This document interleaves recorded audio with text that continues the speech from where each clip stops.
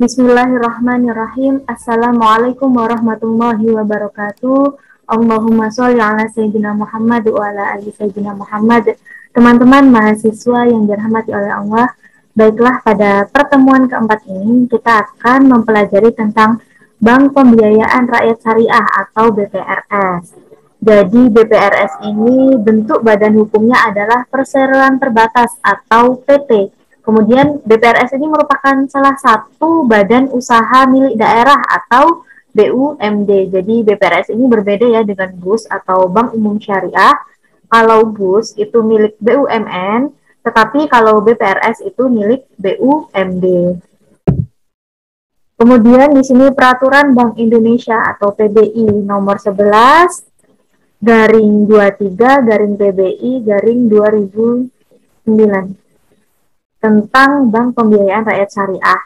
Jadi menimbang bahwa perekonomian nasional itu perlu memiliki sistem perbankan syariah yang dapat melayani seluruh lapisan masyarakat, termasuk kepada pengusaha menengah, kecil, dan mikro. Kemudian selain itu, untuk meningkatkan pelayanan jasa perbankan syariah kepada UMKM secara optimal, jadi BPRS ini harus sehat dan sustainable atau tangguh.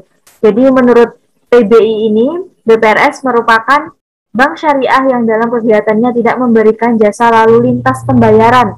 Jadi maksud jasa lalu lintas pembayaran ini adalah BPRS ini tidak bisa melakukan transaksi lintas negara seperti LC atau Letter of Credit. Jadi berbeda ya dengan BUS atau Bank Umum Syariah yang kegiatannya itu memberikan jasa lalu lintas pembayaran. Tapi kalau BPRS ini tidak memberikan jasa lalu lintas pembayaran. Kemudian tujuan BPRS yang pertama, kesejahteraan ekonomi. Maksud dari kesejahteraan ekonomi yaitu meningkatkan kesejahteraan ekonomi umat Islam, terutama masyarakat golongan ekonomi lemah yang pada umumnya itu berada di daerah pedesaan. Kemudian selanjutnya lapangan kerja.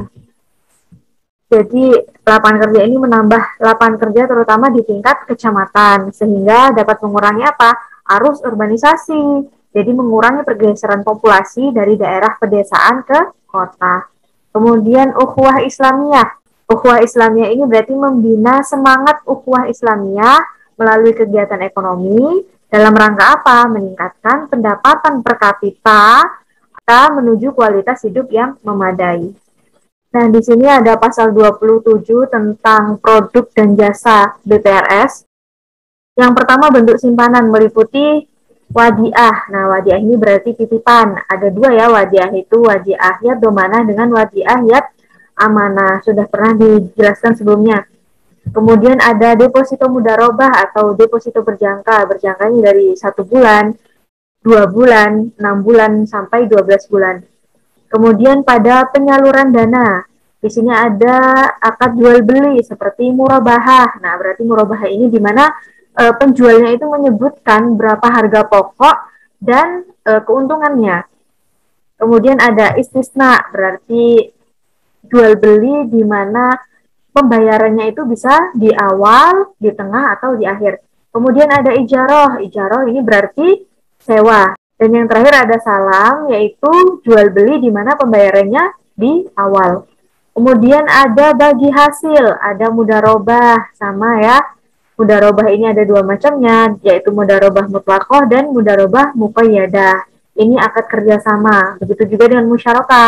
Musyarakah itu berarti kerjasama antara dua pihak atau lebih, di mana saling berkontribusi untuk memberikan dana dengan kesepakatan bagi hasil.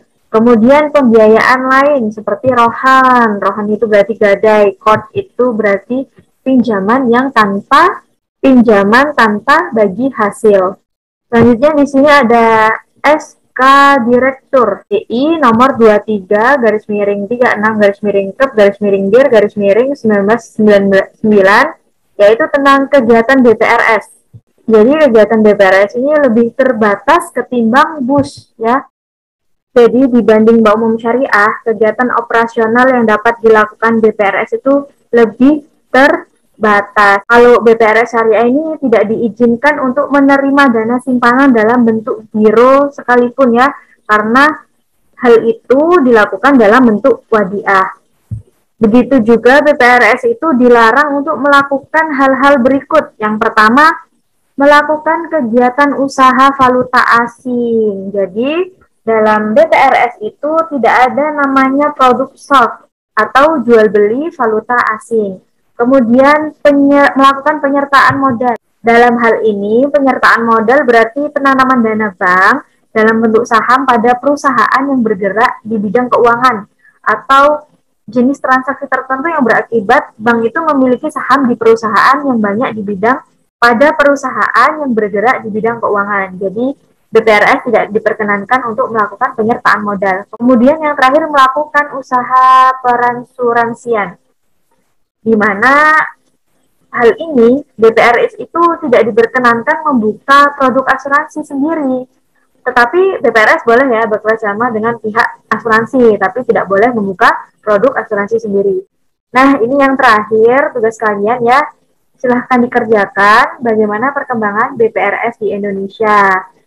Selamat mengerjakan, mungkin itu saja yang bisa saya sampaikan. Kurang lebihnya saya mohon maaf. Wassalamualaikum warahmatullahi wabarakatuh.